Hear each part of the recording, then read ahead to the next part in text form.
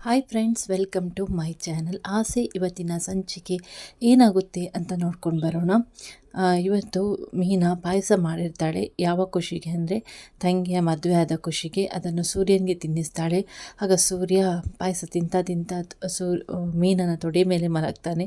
ತೊಡೆ ಮೇಲೆ ಮಲಗುವಾಗ ಒಂದು ಕವಿತೆಯನ್ನು ಕೂಡ ಹೇಳ್ತಾನೆ. ಹಾಗೆ ಮೀನನ ಹತ್ರ ಕೇಳ್ತಾನೆ, ಯಾವ ಖುಷಿಗೆ ಇವತ್ತು ಪಾಯಸ ಅಂತ ಹೇಳಿ. ಅದಕ್ಕೆ ಮೀನಾ ಹೇಳ್ತಾಳೆ, ಇವತ್ತು ನನಗೆ ಯಾಕೋ ಮಾಡಬೇಕು ಅಂತ ಅನ್ನಿಸ್ತು, ಅದಕ್ಕೆ ಮಾಡಿದೆ ಅಂತ ಹೇಳ್ತಾಳೆ. ಹಾಗೆ ಸೂರ್ಯ ಹೇಳ್ತಾನೆ ಮೀನನ ಹತ್ರ, ನಿನ್ನನ್ನು ತುಂಬ ಗೋಳಾಡಿಸ್ಬಿಟ್ಟೆ ಅಂತೇಳಿ. ಅದಕ್ಕೆ ಹೌದು ಅಂತಾಳೆ ಮೀನಾ, ಇನ್ನು ಮುಂದೆ ಹಾಗೆ ಮಾಡಬೇಡಿ ಅಂತೇಳಿ. ಅದಕ್ಕೆ ಮತ್ತೆ ಸೂರ್ಯ ಕೇಳ್ತಾನೆ, ನಾನು ಯಾವ ವಿಷಯದಲ್ಲಿ ನಿನ್ನನ್ನು ಗೋಳಾಡಿಸ್ತಾ ಇದ್ದೇನೆ ಅಂತ ಮತ್ತೆ ಸೂರ್ಯ ಕೇಳ್ತಾನೆ. ಅದಕ್ಕೆ ಮೀನಾ ಹೇಳ್ತಾಳೆ, ಕನಕನ ವಿಷಯದಲ್ಲಿ ಅಂತೇಳಿ. ಮತ್ತೆ ಸೂರ್ಯ ಹೇಳ್ತಾನೆ, ಮಾತಾಡಲಿಕ್ಕೆ ಎಲ್ಲರೂ ಪೀಟಿಕೆ ಆಗ್ತಾರೆ, ಆದರೆ ನೀನು ಮತ್ತೆ ಆ ವಿಷಯಕ್ಕೇ ಬರ್ತೀಯಲ್ವೇ ಅಂತ ಹೇಳಿ ಸೂರ್ಯ ಮೀನನಿಗೆ ಹೇಳ್ತಾನೆ. ಮತ್ತೆ ಮೀನಾ ಕೇಳ್ತಾಳೆ, ಕನಕನ ಭವಿಷ್ಯ ನಿಮಗೆ ಮುಖ್ಯ ಅಂತ ಅನಿಸೋದಿಲ್ವಾ ಅಂತ ಹೇಳಿ. ಅದಕ್ಕೆ ಸೂರ್ಯ ಹೇಳ್ತಾನೆ, ಯಾಕೆ ಅನಿಸ್ತಾ ಇಲ್ಲ, ನನಗೆ ಅದೇ ಮುಖ್ಯ ಅಂತ ಹೇಳ್ತಾನೆ. ಅದಕ್ಕೆ ನನಗೆ ಅವಳನ್ನು ಕಂಡ್ರೆ ಅಷ್ಟು ಕಾಳಜಿ. ಆಗ ಮೀನಾ ಹೇಳ್ತಾಳೆ, ಹಾಗಿದ್ದಾಗ ಅವಳನ್ನು ಇಷ್ಟಪಟ್ಟಾಗೆ ಬದುಕೋಕೆ ಬಿಡಬೇಕಲ್ವಾ ಅಂತ ಹೇಳ್ತಾಳೆ. ಅಷ್ಟು ಹೇಳುವಾಗ ಸೂರ್ಯ ಮೀನನ ತೊಡೆ ಮಲಗಿರ್ತಾನೆ. ಅಲ್ಲಿಂದ ಎದ್ದು ಒಂದು ಪಾಟಲ್ಲಿದ್ದಂಥ ಗಿಡವನ್ನು ತೆಗೆದುಕೊಂಡು ಆ ಪಾಟಿಗೆ ತನ್ನ ಕೈಯನ್ನು ಬಡಿದುಕೊಳ್ತಾನೆ. ಆಗ ಮೀನಾ ಕೇಳ್ತಾಳೆ, ಯಾಕ್ರಿ ಈ ಥರ ಹುಚ್ಚುಚ್ಚಾಗಿ ಆಡ್ತಾ ಇದ್ದೀರಾ, ನೋವಾಗೋದಿಲ್ವಾ ಅಂತ ಹೇಳಿ. ಅದಕ್ಕೆ ಸೂರ್ಯ ಹೇಳ್ತಾನೆ, ಆಗಲ್ಲ, ಏನಕ್ಕೆ ನೋವಾಗುತ್ತೆ ಅಂತ ಕೇಳ್ತಾನೆ. ಮತ್ತೆ ಸೂರ್ಯ ಮೀನನ ಹತ್ರ ಕೇಳ್ತಾರೆ, ಹೆಂಗೆ ನೋವಾಗುತ್ತೆ ಅಂತ ಹೇಳ್ತೀಯ ಅಂತೇಳಿ. ಅದಕ್ಕೆ ಮೀನಾ ಹೇಳ್ತಾಳೆ, ನೋವಾಗುತ್ತೆ ರೀ, ಕೈಯಲ್ಲಿ ಕಲ್ಲು ಬಿದ್ದರೆ ನೋವಾಗಲ್ವಾ. ಆಗ ಅದಕ್ಕೆ ಸೂರ್ಯ ಮತ್ತೆ ಪಾಯಿಂಟಿಗೇನೆ ಬರ್ತಾನೆ, ಇವಾಗ ಗೊತ್ತಾಯ್ತಾ ಅಂತ ಕೇಳ್ತಾನೆ. ಮತ್ತೆ ಸೂರ್ಯ ಹೇಳ್ತಾನೆ, ಇದು ಹಂಗೇನೆ, ಆ ಅರುಣನ ಜೊತೆ ಮದುವೆ ಆದಮೇಲೆ ಅವಳು ಚೆನ್ನಾಗಿರ್ತಾಳೋ ಇಲ್ವೋ ಅಂತ ನೋಡೋಣ ಅನ್ನೋ ಥರ ಇದೆ. ಆ ಅರುಣ್ ಸರಿ ಇಲ್ಲ ಕಣೆ, ಅವನ ಜೊತೆ ಮದುವೆ ಆದರೆ ಕನಕ ಚೆನ್ನಾಗಿರೋದಿಲ್ಲ ಅಂತ ಮತ್ತೆ ಸೂರ್ಯ ಅದನ್ನೇ ಹೇಳ್ತಾನೆ. ಮೀನಾ ಎಷ್ಟೇ ಹೇಳಿದರೂ ಸೂರ್ಯ ಅರುಣನ್ನು ಯಾವುದೇ ಕಾರಣಕ್ಕೂ ಒಪ್ಪಿಕೊಳ್ಳೋಕ್ಕೆ ರೆಡಿ ಇಲ್ಲ. ಇತ್ತ ಕಡೆ ಕನಕ ನಿದ್ದೆಯಿಂದ ಎಚ್ಚರಗೊಂಡು ಮೊನ್ನೆ ನಡೆದಂಥ ಮದುವೆಯ ಬಗ್ಗೆನೇ ಯೋಚನೆ ಮಾಡ್ತಾ ಇರ್ತಾಳೆ. ಅದನ್ನೇ ಯೋಚನೆ ಮಾಡಿ ತನ್ನಷ್ಟಕ್ಕೆ ತಾನೇ ನಗ್ತಾ ಇರ್ತಾಳೆ. ಅತ್ತ ಕಡೆ ಅರುಣ್ ಕೂಡ ಅದೇ ರೀತಿಯಾಗಿ ಮಾಡ್ತಾ ಇರ್ತಾನೆ. ರೋಹಿಣಿ ತುಂಬ ಸುಸ್ತಾಗಿ ಮಲಗ್ತಾಳೆ, ಮಂಚದ ಮೇಲೇ ಮಲಗ್ತಾಳೆ. ಆಗ ಮನೋಜ್ ಹೇಳ್ತಾನೆ, ಇದೇನಿದು ಮಂಚದ ಮೇಲೆ ಮಲಗ್ತಾ ಇದೆಯಾ ಅಂತೇಳಿ. ಅದಕ್ಕೆ ರೋಹಿಣಿ ಹೇಳ್ತಾಳೆ, ತುಂಬ ಸುಸ್ತು ಮನೋಜ್, ನಿದ್ದೆ ತುಂಬ ಕಣ್ಣಲ್ಲೇ ಇದೆ ಅಂತೇಳಿ ಹೇಳ್ತಾಳೆ. ಅದಕ್ಕೆ ಮನೋಜ್ ಹೇಳ್ತಾನೆ, 2 ನಿಮಿಷ ಕೆಳಗಡೆ ಹಾಸ್ಕೊಂಡು ಮಲಕ್ಕೋ ಅಂತ ಹೇಳ್ತಾನೆ. ಯಾಕೆಂದರೆ ಶಾಂತಿ ಮೊದಲೇ ಹೇಳಿರ್ತಾಳೆ ರೋಹಿಣಿ ಕೆಳಗಡೆನೇ ಮಲಗಬೇಕು ಅಂತ ಅದನ್ನು ಚಾಚೂ ತಪ್ಪದೆ ಮನೋಜ ಪಾಲಿಸ್ತಾ ಇರ್ತಾನೆ. ಇಲ್ಲಿ ನಿಮ್ಮ ತಾಯಿಗೆ ಆ ದುಡ್ಡನ್ನು ಕೊಡೋ ಕೇಳಿ ಅಂತೇಳಿ ಹೇಳ್ತಾಳೆ. ಆಗ ಮತ್ತೆ ಹೇಳ್ತಾಳೆ, ನಿಮ್ಮ ತಾಯಿಗೆ ದುಡ್ಡು ಆಗುತ್ತಾ ಅಂತ ಕೇಳ್ತಾಳೆ. ಹಾಗೆ ರೋಹಿಣಿ ಶೋರೂಮ್ ಮತ್ತು AC ಒಂದು ಉದಾಹರಣೆಯನ್ನು ಕೊಟ್ಟು ಮನೋಜ್ ಹತ್ರ ವಿವರಿಸ್ತಾಳೆ. ಆಗ ಮನೋಜ್ ಅದರ ಬಗ್ಗೆನೇ ಯೋಚನೆ ಮಾಡ್ತಾ ಇರ್ತಾನೆ. ಮತ್ತೆ ರೋಹಿಣಿ ಮನೋಜನ್ನು ಪ್ರಶ್ನೆ ಮಾಡ್ತಾಳೆ, ಒಂದಿನಕ್ಕಾದರೂ ನೀವು ನನ್ನ ಹೆಂಡತಿ ಏನು ತಪ್ಪು ಮಾಡಿದ್ದಾಳೆ ಅಂತ ಹೋಗಿ ನಿಮ್ಮ ಅಮ್ಮನ ಹತ್ರ ಕೇಳಿದ್ದೀರೇನ್ರಿ ಅಂತ ಮನೋಜ್ಗೆ ಈ ರೀತಿಯಾಗಿ ಸರಿಯಾಗಿ ಬೈತಾಳೆ. ಆದರೆ ಮನೋಜ್ ಯಾವುದಕ್ಕೂ ಒಂದು ಮಾತಿಗೂ ತುಟಿಕ್ ಪಿಟಕ್ ಅನ್ನದೇ ರೋಹಿಣಿಯ ಮಾತನ್ನೇ ಕೇಳ್ತಾ ಇರ್ತಾನೆ. ಮನೋಜ್ ಇಷ್ಟು ಮಾತಾಡದೇ ಇದ್ದದನ್ನು ನೋಡಿ ರೋಹಿಣಿ ಹೇಳ್ತಾಳೆ, ಏನು ಮನೋಜ್ ಒಂದಕ್ಕೂ ಕೂಡ ಉತ್ತರನೇ ಕೊಡ್ತಾ ಇಲ್ಲ ಅಂತೇಳಿ. ಬಾಯಲ್ಲಿ ಏನು ತುರುಕಿಸ್ಕೊಂಡಿದ್ದೀರಾ ಅಂತ ಕೇಳ್ತಾಳೆ. ಅದಕ್ಕೆ ಮನೋಜ್ ಹೇಳ್ತಾನೆ, ಏನು ಇಷ್ಟೊಂದು ರೇಸ್ ಆಗ್ತಾ ಇದೆಯಾ ಅಂತೇಳಿ. ಅದಕ್ಕೆ ರೋಹಿಣಿ ಹೇಳ್ತಾಳೆ, ರೇಸ್ ಆಗ್ತೇನೆ, ನನಗೆ ಅಷ್ಟು ತಲೆ ಬಿಸಿ ಆಗ್ತಾ ಉಂಟಂತೇಳಿ ರೋಹಿಣಿ ಹೇಳ್ತಾಳೆ. ರೋಹಿಣಿಗೆ ಶಾಂತಿ ಹೇಳಿರ್ತಾಳೆ, ನನಗೆ ನೀನು ಹೇಗಾದರೂ ಮಾಡಿ 1 ಲಕ್ಷವನ್ನು ತಂದು ಕೊಡಲೇಬೇಕು, ಇದರ ಫೈನ್ ಅಂತ ಅವಳಿಗೆ ಹೇಳಿರ್ತಾಳೆ. ಆ 1 ಲಕ್ಷವನ್ನು ಹೊಂದಿಸೋಕೆ ರೋಹಿಣಿ ತುಂಬ ಹರಸಾಹಸವನ್ನೇ ಪಡ್ತಾ ಇರ್ತಾಳೆ. ಆದರೆ ಎಲ್ಲಿಯೂ ಕೂಡ ಅವಳಿಗೆ ಹಣ ಹೊಂದಾಣಿಕೆ ಆಗೋದೇ ಇಲ್ಲ. ಮತ್ತೆ ರೋಹಿಣಿ ಹೇಳ್ತಾಳೆ ಮನೋಜ್ಗೆ, ನ್ಯಾಯ ಅನ್ಯಾಯದ ಬಗ್ಗೆ ಸ್ವಲ್ಪನೂ ನೀವು ಯೋಚನೆ ಮಾಡ್ತಾ ಇಲ್ಲ ಮನೋಜ್, ನೀವು ನನಗೆ ನಾಳೆ ಬೆಳಿಗ್ಗೆ 1 ಲಕ್ಷ ಕೊಡಿ ಅಂತ ಕೇಳ್ತಾಳೆ. ಆಗ ಮನೋಜ್ ಮಾತಾಡ್ತಾನೆ, ಲೊಟ್ಟೆ ನಾನು ಯಾಕೆ ಕೊಡಬೇಕು ಅಂತೇಳಿ. ಆಗ ರೋಹಿಣಿ ಹೇಳ್ತಾಳೆ, ಇದನ್ನೇ ನಾನು ಕೇಳ್ತಾ ಇರೋದು ಅಂತ ಹೇಳ್ತಾಳೆ. ಮತ್ತೆ ರೋಹಿಣಿ ಹೇಳ್ತಾಳೆ, ನಾನು ಕೆಳಗಡೆ ಬಿತ್ಕೊಳ್ಬೇಕಲ್ವಾ, ಏರಿ ಬಿತ್ಕೊಳ್ತೇನೆ ಅಂತೇಳಿ. ಆನಂತರ ಮನೋಜ ಅಷ್ಟೆಲ್ಲ ಹೇಳಿ ನಂತರ ಮನೋಜ ಹೇಳ್ತಾನೆ, ಇರು ರೂಮ್ ವಿಷಯ ಯಾವಾಗಲೂ ಪರ್ಸ್ನಲ್ ಆಗಿರಬೇಕು ಅಂತ ಹೇಳಿ ಮನೋಜ ಕೆಳಗಡೆ ಮಲಗಿಕೊಳ್ಳಿಕ್ಕೆ ಹೋಗ್ತಾನೆ. ಅದಕ್ಕೆ ರೋಹಿಣಿ ಹೇಳ್ತಾಳೆ, ಯಾಕೆ ಈ ಥರ ಮಾಡ್ತಾ ಇದ್ದೀರಾ, ನೀವು ನಿಜವಾಗಿ ಓದಿದ್ದೀರಾ ಅಥವಾ ದುಡ್ಡು ಕೊಟ್ಟು ಡಿಗ್ರಿ ತೊಗೊಂಡದ ಅಂತ ಕೇಳ್ತಾಳೆ. ಇದನ್ನೆಲ್ಲ ಶಾಂತಿ ಹೊರಗಿನಿಂದ ಕೇಳ್ತಾ ಇರ್ತಾಳೆ. ಹಾಗೆ ರೋಹಿಣಿ ಮನೋಜ್ಗೆ ದಿಂಬಲ್ಲಿ ಹೊಡಿಲಿಕ್ಕೆ ಹೋಗ್ತಾಳೆ. ಅಷ್ಟೊತ್ತಿಗೆ ಶಾಂತಿ ರೂಮ್ನ ಒಳಗಡೆನೇ ನುಗ್ಗಿ ಬಿಡ್ತಾಳೆ. ಶಾಂತಿ ರೂಮ್ನ ಒಳಗಡೆ ಬಂದಾಗ ಮನೋಜ್ ಕೆಳಗಡೆ ಮಲಗಿರ್ತಾನೆ. ರೋಹಿಣಿ ಮಂಚದ ಮೇಲೆ ಇರ್ತಾಳೆ. ಅದನ್ನೆಲ್ಲ ನೋಡ್ತಾಳೆ ಈ ಶಾಂತಿ. ಹಾಗೆ ರೋಹಿಣಿ ಮಂಚದ ಮೇಲೆ ಕೂತಿರೋದನ್ನು ನೋಡಿ ಶಾಂತಿ ಮತ್ತೆ ಸರಿಯಾಗಿ ಬೈತಾಳೆ. ಕಳ್ಳರು ಸುಳ್ಳರು ಎಲ್ಲ ನಿನ್ನ ಫ್ರೆಂಡ್ಸ್ಗಳೇ ಅಂತೇಳಿ. ಅದಕ್ಕೆ ರೋಹಿಣಿ ಹೇಳ್ತಾಳೆ, ಅದೇ ನೀವು ತಪ್ಪು ಮಾಡ್ತಾ ಇದ್ದೀರಾ, ನಾನು ಕಳ್ಳಿ ಅಲ್ಲ ಅಂತೇಳಿ.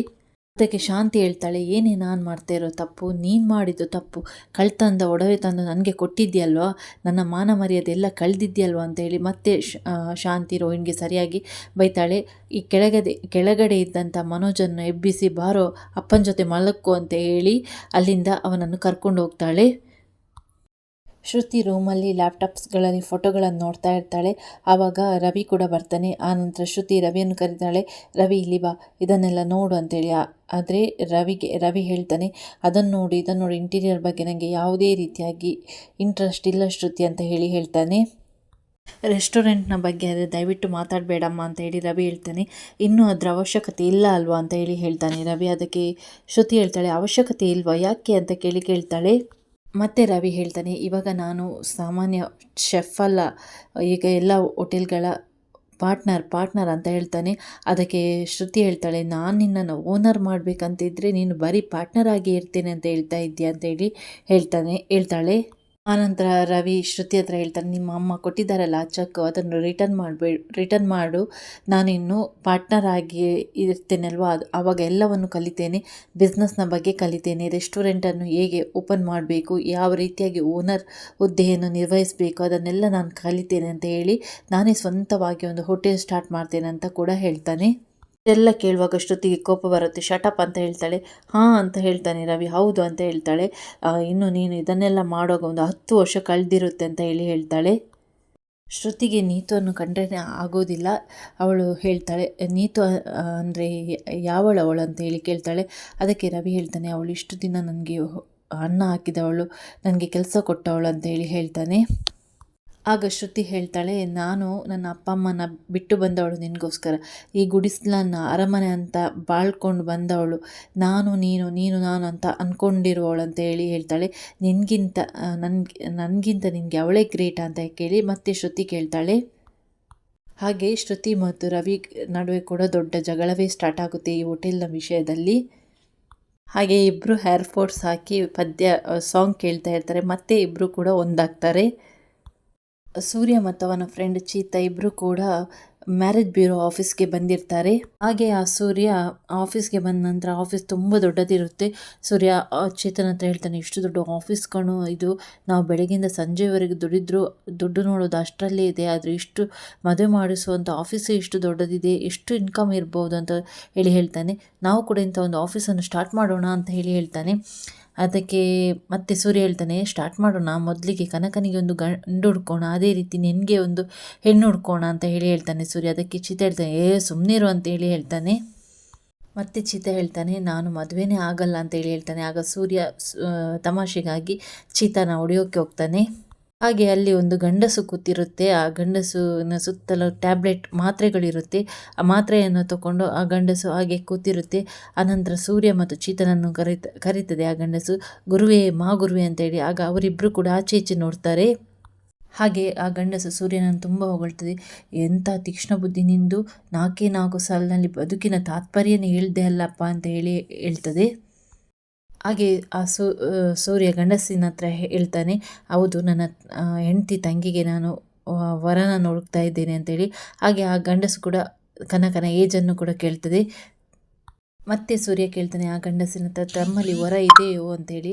ಅದಕ್ಕೆ ಆ ಗಂಡಸು ಕೂಡ ಹೇಳ್ತದೆ, ಹೌದು ಇದೆ, ಆದರೆ ನಾನು ಕೇಳುವ ಕೆಲವೊಂದು ಪ್ರಶ್ನೆಗೆ ನೀವು ಸರಿಯಾದ ಉತ್ತರವನ್ನು ಕೊಡಬೇಕು ಅಂತ ಹೇಳ್ತದೆ ಆ ಗಂಡಸು. ಆಯಿತು ಅಂತ ಸೂರ್ಯ ಕೂಡ ಒಪ್ಪಿಕೊಳ್ತಾನೆ. ಹಾಗೆ ಆ ಗಂಡಸು ಒಂದು ಕ್ವಶನನ್ನು ಕೂಡ ಕೇಳ್ತದೆ, ಆಗ್ತಾನೆ ಹುಟ್ಟಿದಂಥ ಜಾಲಿ ಮರ ಶ್ರೇಷ್ಠನ ಅಥವಾ 55 ವರ್ಷದ ಆಲದ ಮರ ಶ್ರೇಷ್ಠನ ಅಂತ ಕೇಳ್ತದೆ. ಆಗ ಸೂರ್ಯ ಕೂಡ ಹೇಳ್ತಾನೆ, ಆಲದ ಮರನೇ ಶ್ರೇಷ್ಠ ಅಂತ. ಮತ್ತೆ ಆ ಗಂಡಸು ಕಾರಿನ ಬಗ್ಗೆ ಕೇಳ್ತದೆ. ಎಲ್ಲ 55 ವರ್ಷದ ಆ ಥರನೇ ಕೇಳುವಂಥದ್ದು ಪ್ರಶ್ನೆ. ಆನಂತರ ಆ ಗಂಡಸು ಕೂಡ ಅದೇ ಹೇಳ್ತದೆ, ವಯಸ್ಸು ಯಾವತ್ತೂ ಲೆಕ್ಕಕ್ಕೆ ಬರೋದಿಲ್ಲ, ಅನುಭವ ಅನ್ನೋದು ಇರೋದೇ ಶ್ರೇಷ್ಠತೆಯಲ್ಲಿ ಅಂತ ಮತ್ತೆ ಆ ಗಂಡಸು ಕೇಳ್ತದೆ, ಆಗಿದ್ದಾಗ ನಿಮ್ಮ ಹುಡುಗಿಗೆ ಯುವಕನ್ನ ಯಾಕೆ ಹುಡುಕ್ತಿದ್ದೀರಿ, ನನ್ನಂಥ ಜ್ಞಾನಿ ಬೇಡವೆ ಅಷ್ಟು ಹೇಳುವಾಗ ಸೂರ್ಯನಿಗೆ ಸಿಟ್ಟು ಬರ್ತದೆ. ಹಾಗೆ ಆ ಸೂರ್ಯ ಸರಿಯಾಗಿ ಬೈತಾನೆ. ಅವನು ಏನು ಬೈತಾನೆ ಅಂತ ಆ ಗಂಡಸಿಗೇ ಅರ್ಥ ಆಗೋದಿಲ್ಲ. ಮತ್ತು ಚೀತಾ ಅವನನ್ನು ಇಟ್ಕೊಂಡಿರ್ತಾನೆ ಸೂರ್ಯನನ್ನು.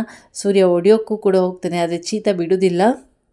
ಈ ಸಂಚಿಕೆ ಇಷ್ಟ ಆಗಿದೆ ವೀಕ್ಷಕರೇ. ನಿಮಗೆ ಈ ವಿಡಿಯೋ ಇಷ್ಟ ಆದರೆ ಲೈಕ್ ಮಾಡಿ, ಶೇರ್ ಮಾಡಿ, ಸಬ್ಸ್ಕ್ರೈಬ್ ಮಾಡಿ. ಮತ್ತೊಂದು ಹೊಸದಾದ ವಿಡಿಯೋದೊಂದಿಗೆ ನಾನು ನಿಮ್ಮನ್ನು ಭೇಟಿಯಾಗ್ತೀನಿ. Thanks for watching.